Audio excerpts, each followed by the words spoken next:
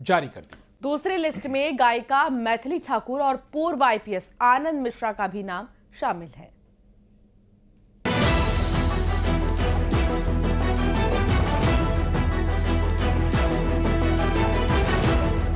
बिहार विधानसभा चुनाव को लेकर बीजेपी ने दूसरी लिस्ट भी जारी कर दी है।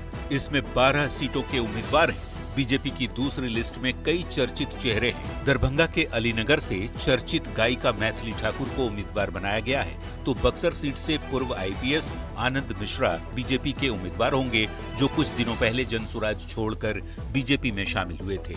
इसके अलावा हायाघाट से रामचंद्र प्रसाद, मुजफ्फरपुर से रंजन कुमार, गोपालगंज से सुभाष सिंह, बनियानपुर से केदारनाथ सिंह, छपरा से छोटी कुमारी, सोनपुर से विनय कुमार सिंह, रोसड़ा सुरक्षित सीट से वीरेंद्र कुमार, बाढ़ से सियाराम सिंह, अगियाव सीट से महेश पासवान और शाहपुर से राकेश ओझा को उम्मीदवार बनाया गया है। बीजेपी की दूसरी लिस्ट में सबसे ज्यादा चर्चित चेहरा मैथिली ठाकुर का है। 25 जुलाई 2000 को जन्मी मैथिली ठाकुर मूल रूप से मधुबनी के बेनीपट्टी के उड़ेन गांव की रहने वाली है। दिल्ली के नजफगढ़ में पली बढ़ी मैथिली ठाकुर के पिता रमेश ठाकुर काम के सिलसिले में दिल्ली गए थे। भवन इंटरनेशनल स्कूल से 12वीं तक बेटी की पढ़ाई करवाई और फिर दिल्ली यूनिवर्सिटी के आत्माराम कॉलेज से ग्रेजुएशन कराया। मेरे लिए सौभाग्य की बात है, बहुत ही महत्वपूर्ण दिन है आज। प्रधानमंत्री जी के और हमारे मुख्यमंत्री जी के आशीर्वाद से मुझे देश के लिए सेवा करने का अवसर मिल रहा है। मैथिली ठाकुर मिथिला की आन बान और शान है। उन्होंने अपने सुरों से वैश्विक स्तर पर मिथिला की संस्कृति और परंपरा को पहचान दिलाई। वो मैथिली ठाकुर अब ऑफिशियली बिहार की राजनीति में आ चुकी हैं। 12 उम्मीदवारों की बीजेपी की दूसरी लिस्ट जारी होने के साथ अपने खाते की 101 सीटों में से 83 सीटों पर बीजेपी ने उम्मीदवारों के नाम का ऐलान कर दिया है। अब 18 सीटों पर कैंडिडेट के नाम की घोषणा होना बाकी है। न्यूज 18 के लिए पटना से शैलेंद्र कुमार के साथ ब्यूरो रिपोर्ट।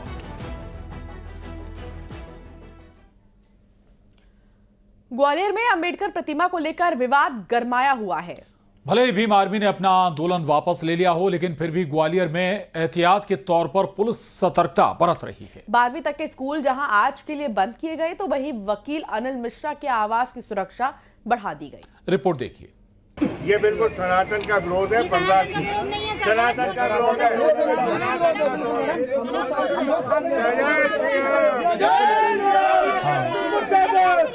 जय श्री राम, जय श्री राम। और कुछ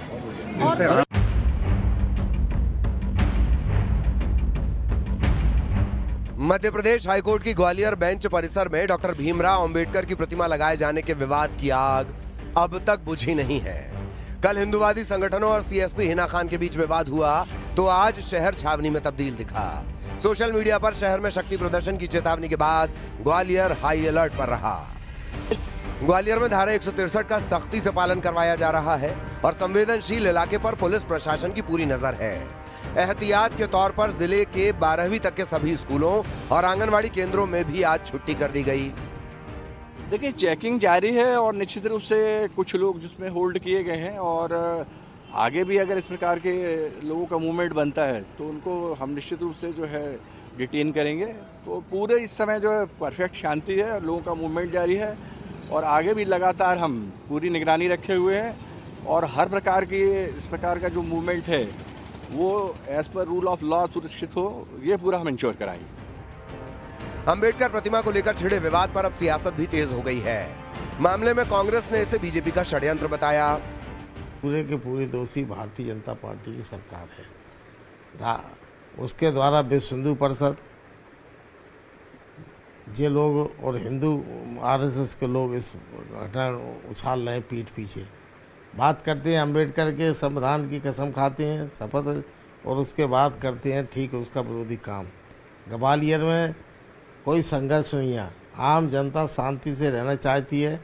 वहाँ सभी धर्मों के लोग भाईचारे के साथ रहना चाहते हैं, परंतु केवल कुछ लोग जो राष्ट्रीय स्वयंसेवक संघ या विश्व हिंदू परिषद और भारतीय जनता पार्टी के लोग हैं, वो लोग ही इसको उछालकर पीठ पीछे सह देकर कर रहे हैं। देखिए, जब ये घटना हुई, क्योंकि न्यायालय का परिसर है और न्यायालय परिसर में मूर्ति लगेगी कि नहीं लगेगी, ये माननीय वहाँ जो बैठे हमारे मुख्य न्यायाधीश हैं उनको तय करना है। उसमें कहीं बाहर के व्यक्ति का कोई हस्तक्षेप नहीं है। माननीय मुख्यमंत्री जी ने उसी समय बहुत स्पष्ट कर दिया था, क्योंकि मध्य प्रदेश में कांग्रेस एक प्रकार से ऐसा संगठन है जिसके पास कुछ है ही नहीं करने के लिए, तो वैमनस्यता कैसे फैलाई जा सकती है, यह प्रयास वो कर रहे हैं जिन्होंने डॉक्टर भीमराव अंबेडकर के जीते जी और उनकी उन प्रतिभा को नकारने का काम किया, उनकी प्रतिभा को कभी सम्मान नहीं दिया। आज घड़ियाली आंसू बहा करके केवल वोट हासिल करने का एक जरिया बनाना चाहते हैं। उधर जय श्री राम के नारे लगाने वाली सीएसपी हिना खान का भी नया बयान सामने आया है। हिना खान के मुताबिक भगवान का नाम तो सभी को लेना चाहिए, इससे माहौल और मन में शांति आती है तो अच्छी बात है। दरअसल कल अंबेडकर विवाद में सीएसपी हिना ने भीड़ को मंदिर में जाने से रोक दिया था।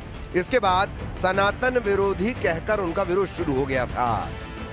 कोई भी अधिकारी जब किसी भी तरह की कानून व्यवस्था की ड्यूटी करता है तो उसकी पहली प्राथमिकता ये होती है कि शांति बनी रहे। मेरी भी पहली प्राथमिकता यही थी कि शांति बनी रहे, बात संभल जाए, किसी भी तरह का अप्रिय स्थिति का सामना किसी को भी ना करना पड़े, और इसीलिए सारी बातचीत हुई। भगवान का नाम लेने से शांति होती है तो? जी बिल्कुल, भगवान का नाम तो सभी को लेना चाहिए, और मुझे लगता है कि इससे अगर माहौल में और मन में शांति आ रही तो अच्छी बात है। तनावपूर्ण स्थिति को देखते हुए प्रशासन ने पूरे शहर को पुलिस छावनी में बदल दिया है। नाकाबंदी, चौक चौराहों पर पुलिस फोर्स और साइबर निगरानी के जरिए किसी भी तरह की हिंसक या भड़काऊ गतिविधि पर तुरंत कार्रवाई का फैसला लिया गया। अधिकारियों ने कहा है कि ये कदम बच्चों और आम नागरिकों की सुरक्षा को ध्यान में रखते हुए उठाया गया है।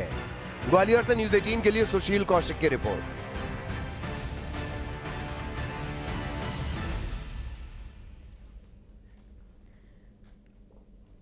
और अब बात दिल्ली की होगी, जहां इस बार की दिवाली पटाखों वाली होगी, क्योंकि सुप्रीम कोर्ट ने कुछ शर्तों के साथ दिल्ली एनसीआर में ग्रीन पटाखे चलाने की इजाजत दे दी है। सुप्रीम कोर्ट के फैसले से आम जनता में खुशी का माहौल है और सरकार भी गदगद है, लेकिन विपक्ष नाराज।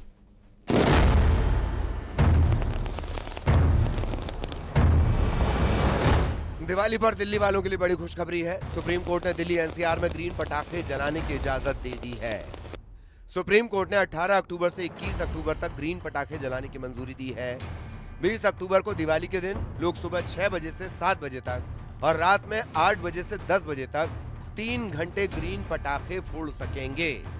ई कॉमर्स वेबसाइट पर पटाखों की बिक्री नहीं होगी। एनसीआर में बाहरी इलाकों से पटाखे लाने की अनुमति नहीं होगी।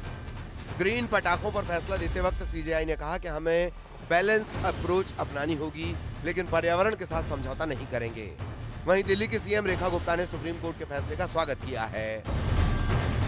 मैं धन्यवाद करना चाहती हूँ माननीय कोर्ट का, जिन्होंने करोड़ों लोगों की भावनाओं का ध्यान रखते हुए इस महापर्व दिवाली के मौके पे जो हमारा एक पारंपरिक भावनाओं से जुड़े हुए पटाखे थे उनको सम्मान दिया। दिल्ली सरकार के निवेदन पे आपने ये अनुग्रह स्वीकार किया, और हम भी ये समझते हैं परंपरा और पर्यावरण दोनों को जोड़ते हुए हम दिल्ली का ध्यान रखें। सुप्रीम कोर्ट के फैसले का दिल्ली सरकार ने दिल खोलकर स्वागत किया है। सुनिए क्या कहा दिल्ली सरकार के मंत्रियों ने सुप्रीम कोर्ट के फैसले पर। हमारी मुख्यमंत्री जी ने कहा था कि इस बार दिल्ली को बिना पटाखों के दिवाली नहीं मनाने देंगे। सुप्रीम कोर्ट ने भी हमारे प्रयासों को सराहा है, और दिल्ली में जो सरकार द्वारा प्रदूषण को ख़त्म करने के लिए कदम उठाए हैं, तो सुप्रीम कोर्ट ने भी आज मैं उनके सुप्रीम कोर्ट के फैसले का स्वागत करता हूं। जी मैं धन्यवाद करता हूं मानयोग सुप्रीम कोर्ट का, जो उन्होंने 8 साल बाद इस फैसले को बदला है। दिल्ली के अंदर अब शाम 6 बजे से लेकर रात के 10 बजे तक का पटाखे चला पाएंगे। आज ये साबित हो गया कि केजरीवाल सरकार जानबूझकर हिंदुओं के त्योहारों पर बैन लगाने का पाप करती थी। पहली बार सरकार बदली है, और सरकार बदलते ही दिवाली पर बैन लगना बंद हो गया है। सुप्रीम कोर्ट ने दिल्ली में ग्रीन पटाखों को लेकर सशर्त इजाजत दी है।